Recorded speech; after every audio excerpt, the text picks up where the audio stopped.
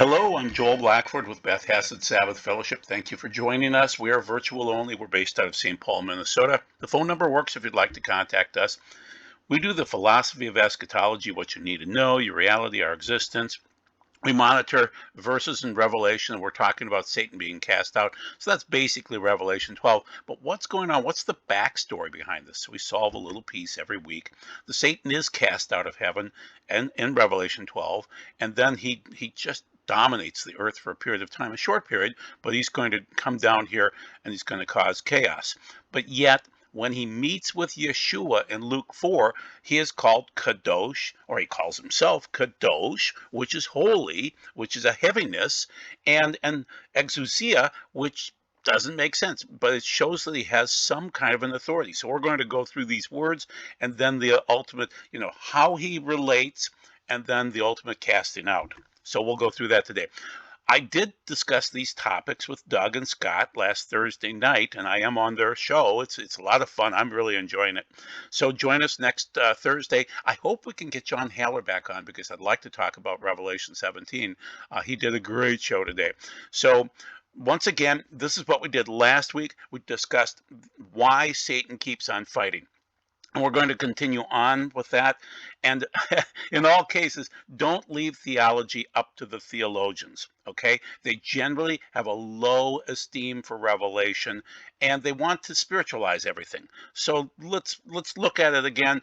This is from last week. The Satan is crafty, no doubt about it. He does fight against God. He realizes he can't strike God directly in his face, but he can decrease God's joy by attacking his people. Yes, definitely. Now, my point on number 2 is the Satan does crave for larger collection of souls, no doubts about that. But if he has 2 billion souls already, does he really care about 2,000,000,001? So keep that in mind. So the third point was narcissism. He was created to be perfect. He was a guarding cherub in heaven, and suddenly he's going to be cast out. Humanity is created. He doesn't like us. He doesn't like what God has done by creating humanity. And he's going to act like a narcissist in the end. He's going to obfuscate. He's going to use projection. He's going to gaslight. It's all to prevent his ultimate shame. And then he's going to be cast into the lake of fire. So let's look at it from that perspective. Once again, we do the philosophy of the end of days.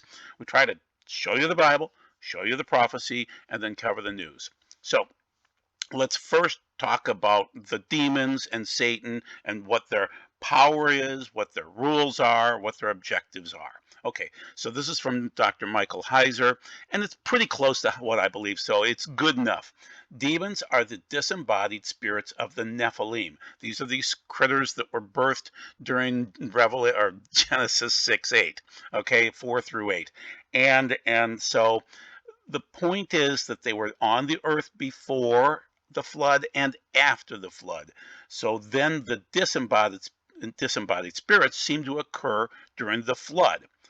And these wicked offspring are the product of marriages between humans and angels before the flood. Okay. Our demons, the principalities and powers that are stated in Ephesians 6 and also stated in Isaiah 24, say 21. Yes, they seem to be those things. So the demons seem to have some power, some authority. They have certain rules. We'll monitor that during the interactions with Yeshua, say, but they have different objectives. Their objectives seem to be more chaotic and things like that, whereas Satan has a different interaction with Yeshua, especially in Luke 4. So Heiser handles it this way. Later Jewish writings portray Satan as a non-human entity opposed to God and God's people. This demonstrates that conceptual development in the direction of viewing Satan as a single God-opposing spiritual being as it occurred in the centuries after Job 1 through 2, Zechariah 3, 1 through 2, and 1 Chronicles 21, 1. Yeah, so basically, is he just an adversary? Is he a single being? Is he? Okay, I would argue he's a single leader of the fallen angels, but there are others. Okay, they're called the Watchers, and based on Enoch, 1 Enoch 6, there seems to be quite a few of them, possibly 200. And I would argue that they are found at the summit of Mount Hermon, up and they seem to have the ability to go up to the moon, say. They have a certain area. The Satan, the chief accuser, seemed, and he could be Azazel, you never know. He has a certain amount of power, and we're going to see those words stated very shortly here. So once again, Jesus had interactions with the demons, and behold, the demons cried out, "What have you to do with us, O Son of God? Have you come here to torment us before our time?" in Matthew 8:29. So obviously, they're frightened of him. They're absolutely frightened of him. Hasatan, you'll see in a couple of slides here, is not so frightened. So the nature of saving faith. Okay, not all faith is saving faith. That's what they're arguing. But so in James, you believe that there is one God, Echad, okay, and that comes from the Shema. You do well. You do. It's probably good there, but they're English professors. Even the demons believe and tremble. So I want you to juxtaposition. The demons tremble, but Satan does not seem to tremble. So let's get into Luke 4. And then Yeshua, filled with the Ruach HaKodesh, returned from the Gadarene area and was led by the Spirit into the wilderness for 40 days of testing by the adversary. During that time, he ate nothing, and afterwards he was hungry. The adversary, Hasatan in the text there, said to him, "If you are the Son of God, order the stone to become bread." Yeshua answered him by the Tanakh, saying, "Man does not live on bread alone." Okay, that works. That's Deuteronomy 8:3. Everything makes sense so far based on the Matthew 4 citation. But this is different. This is much different. The adversary took him up, showed him in an instant all the kingdoms of the world, and said to him, "I will give you all this power." Exousia in the Greek, very interesting word. It's executive level delegated authority. There is no legislative, no judicial oversight. It's a king giving it to you, or in this case, God giving something to him. There's some kind of a commitment or a covenant between God and Hasatan that he has power. And there it is stated very clearly. And Yeshua doesn't interrupt him and say, "No, you don't have that power." He does have that power. And in addition to that, he has doxa. Now, I took that back. Exousia is very difficult to take back to the Hebrew, but doxa is easy. It's kavod. It is heavy, it's holy, and he seems to have some kind of a heaviness and holiness. That's Hasatan. It has been handed over to me. So somehow God the Father handed it over to Hasatan at some point in time, and there will be some other things occurring during the end times. So we'll get to those slides in a minute. And I can give it to whomever I choose. So if you will worship me, it will be all yours. Yeshua answered him, the Tanakh says, "Worship Adonai your God and serve him only." So is this a link to the fourth horseman? Because exousia is listed here in the text, and it sounds like the fourth horseman. It just is. I'll show you that in a little bit. Let's finish it out just so you can see the whole thing.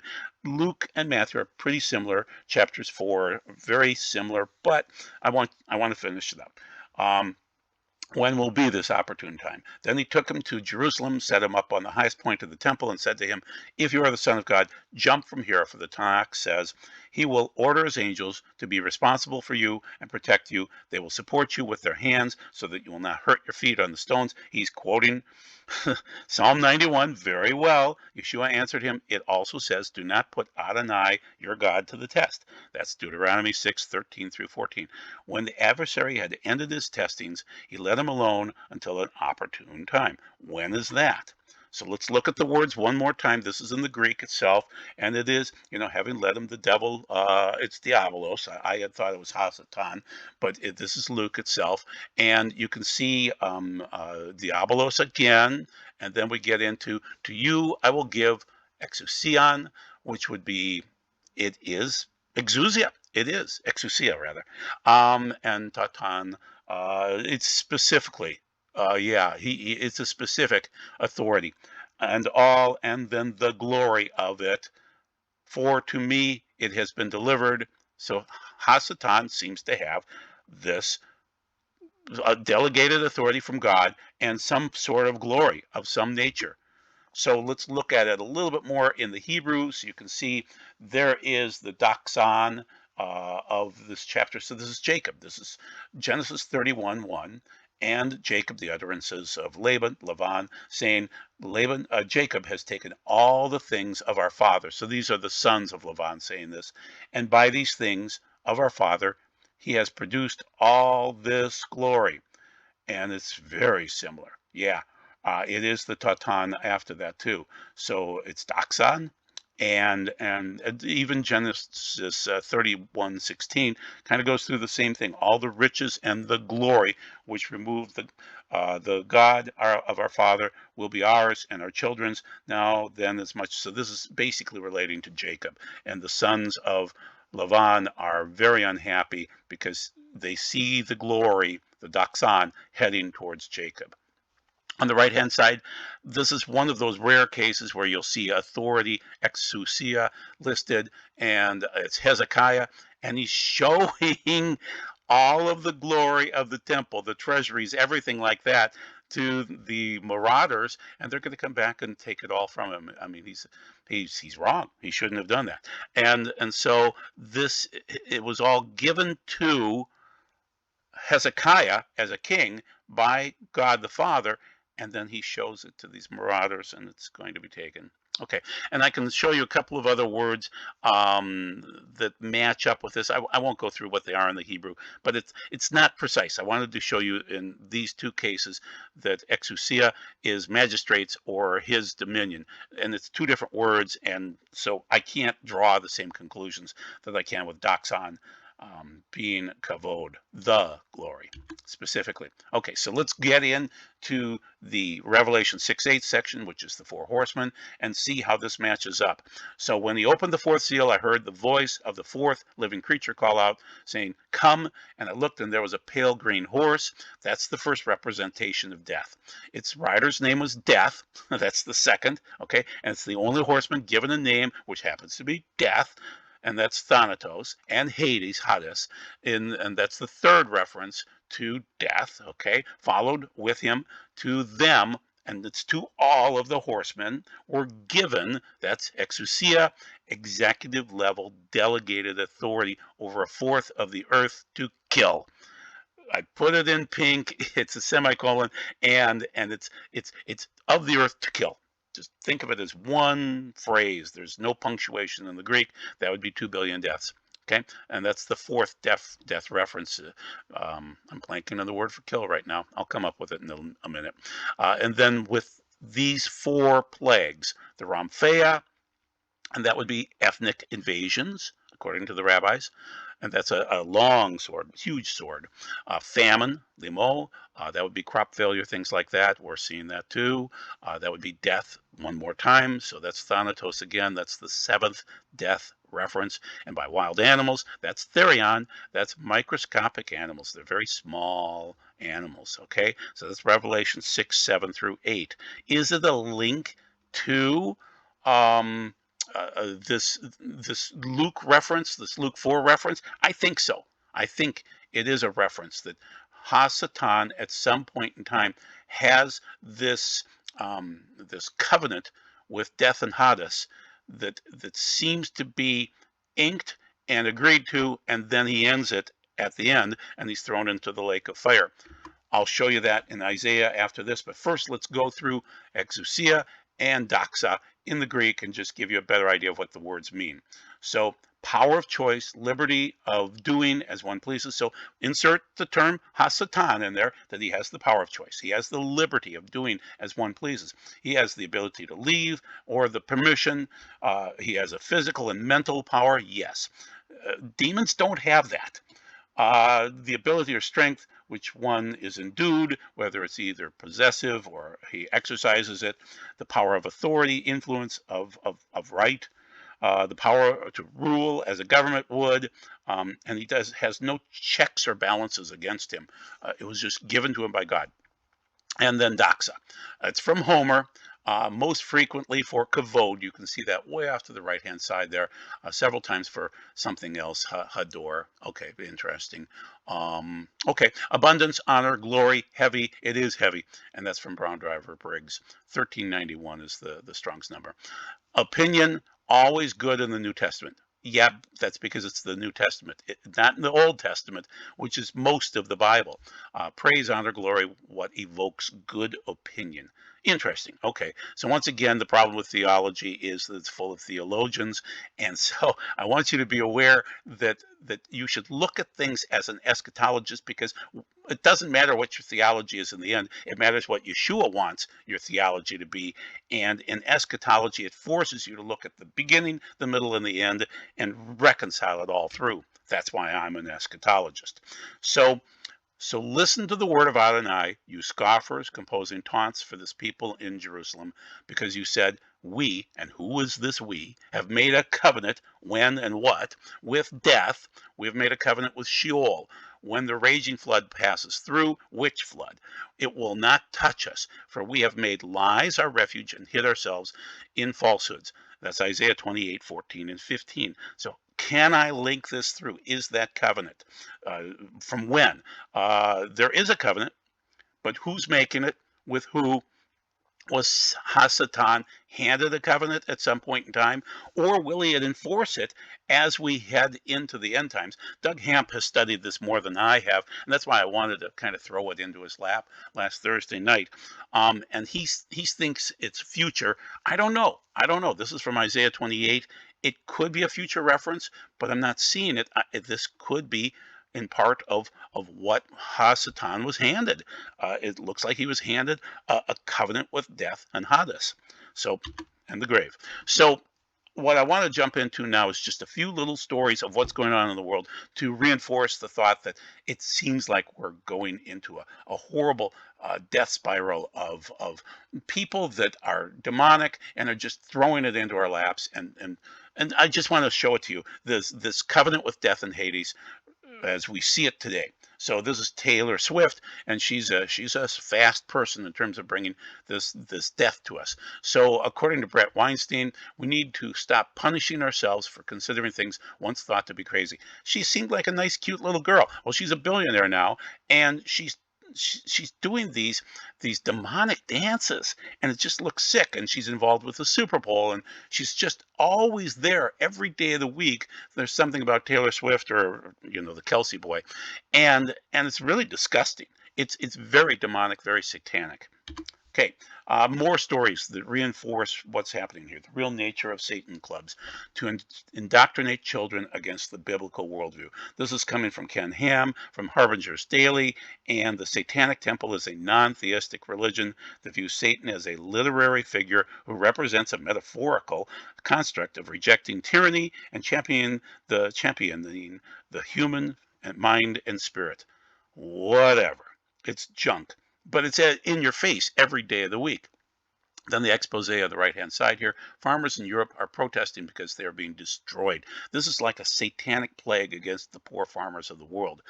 We are done talking. We're done with these take problems created by you politicians. You are trying to destroy farmers all over Europe, but just like the farmers in Brussels today, we will fight back. So this is Eva Broek, and she's a Dutch lady, very beautiful, and she seems to be on the right side of this, on God's side. She's Roman Catholic, and she's a godly young lady. So I hope that God will protect her, because this is a tough fight going forward as Satan just is spewing more filth. Okay, continuing on. This is from the Atlantic of all places. I just saw this morning from John Haller, so I had to cite it. So propagating neo-feudalism for the kings of the earth. So on the left-hand side, it's Mark Zuckerberg, and the Atlantic is saying the rise of techno-authoritarianism. Wow. Silicon Valley has its own ascendant political ideology. It's past time we call it what it is. From the Atlantic, amazing. The new technocrats claim to embrace Enlightenment values, but in fact they are leading an anti-democratic, illiberal movement. So they're liberals, but they're illiberal in their motives. So then you can see down below on the left-hand side, Mark Zuckerberg is called out by the Senate, and he gives an apology. It's half-hearted, but he gives an apology to people that have been damaged by what he does. And he knows what he's doing, but he won't stop it. And it's wrong. So on the right-hand side, this was an amazing interview. I'll put the link down below. You need to see this. You will be amazed by it. So this lady is, oh goodness, Whitney Webb. There it is. Okay, so Whitney Webb, the puppeteer unmasked, a deep dive into our true objectives, peak prosperity. So it's Chris Mortensen, who does interviews all the time. I've seen him for years. I've never seen Whitney Webb. I don't know of her leanings or anything like that. The interview is amazing. So she's saying us, we people, we are going to become the underclass, the kings, the kings, they're the data barons, I guess, of the modern era, she's saying. Okay, so the enforcers, so you'll have the kings, you'll have the enforcer tech class, and then you'll have the serf underclass, is what she's saying. Okay, so once again, data barons, and I'm quoting from Revelation 17, as kings. She's saying they're kings, but they're as kings in Revelation 17 by Whitney Webb.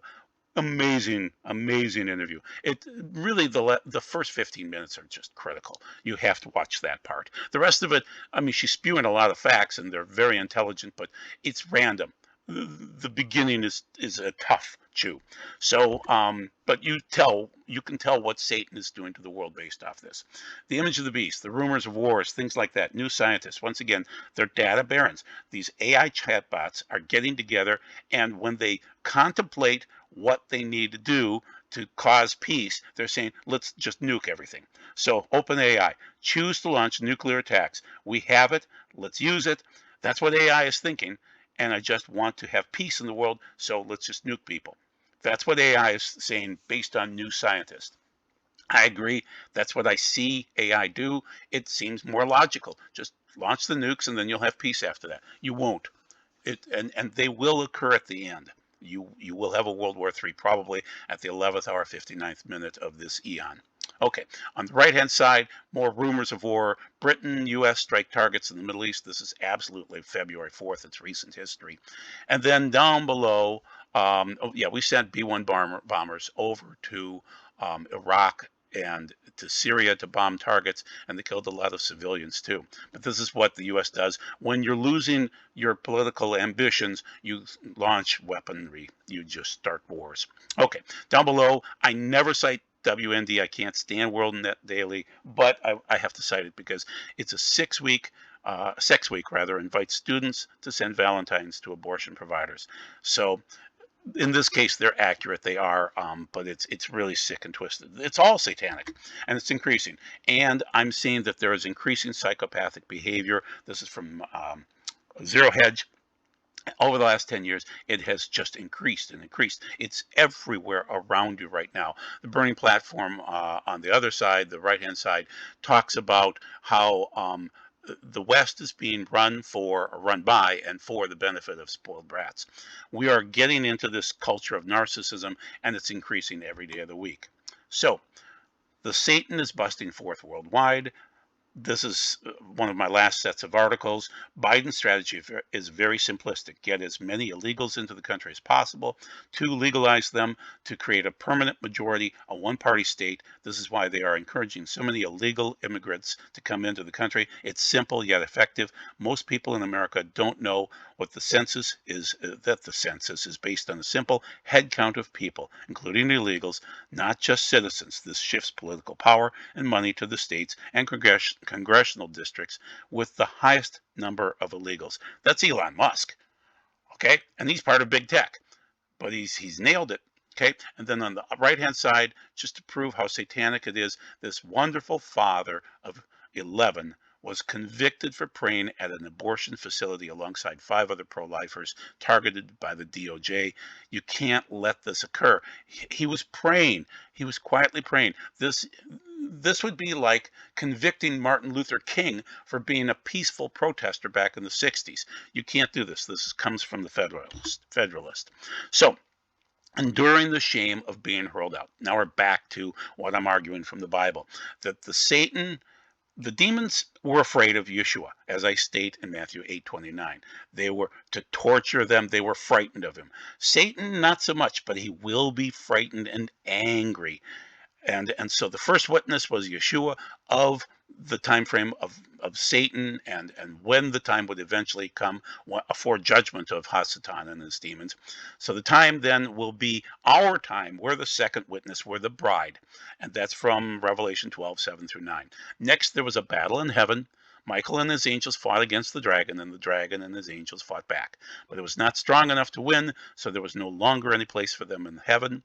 The great dragon was thrown out, that ancient serpent, also known as the devil and the Hasatan, the deceiver of the whole world. He was hurled down to the earth, and his angels were hurled down with him. So this is coming.